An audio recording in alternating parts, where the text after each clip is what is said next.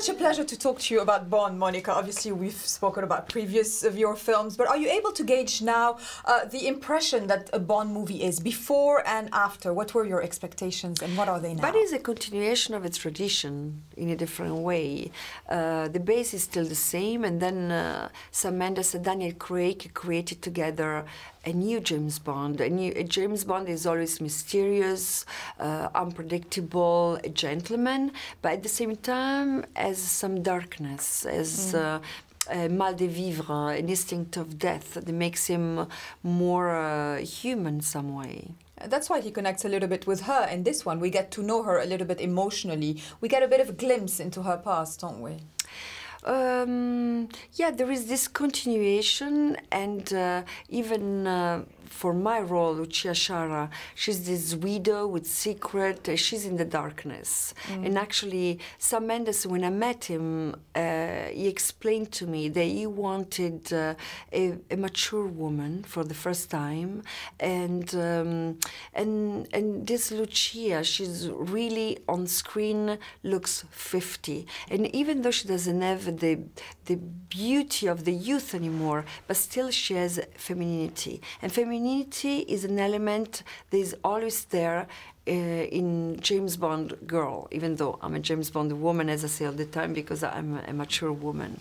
Oh, you look gorgeous in it, so, you know, if we think of the beauty of before, she's amazingly gorgeous in this one. How much did you have in terms of input of how you wanted her to look physically?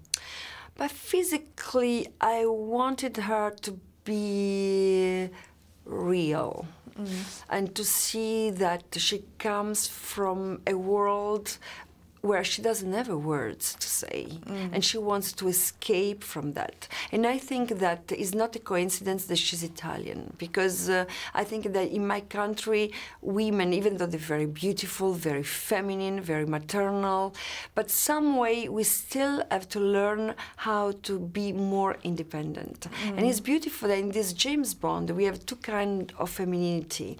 We have Lucia, that she comes from the past, and she needs to get out from this reality, and she doesn't know how. She needs James Bond to get free. And Madeleine, played by Léa Seydoux, and she's just into action. She's going to help James Bond, and this is so to see this evolution from the past to the future is very interesting, even for women. No, absolutely.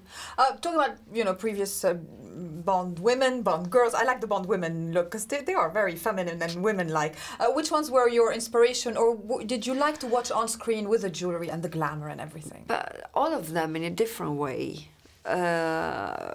Because if I think about Halle Berry coming out from the water like Ursula Andress, even that is so beautiful. Same moment with two different actresses, two different ways to be feminine, two different beauties, and two different ways to carry the femininity some way. So it's beautiful to see that. And women are so strong, whatever they do. If I think about Eva Green or Sophie Marceau, Rosamund Pike, each one has his own way to be strong on screen.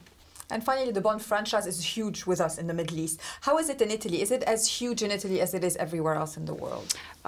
James Bond represents a big tradition, a big institution, and in Rome it was great to film it. Yeah, because in Rome there is a great light, and Rome was an open city for James Bond.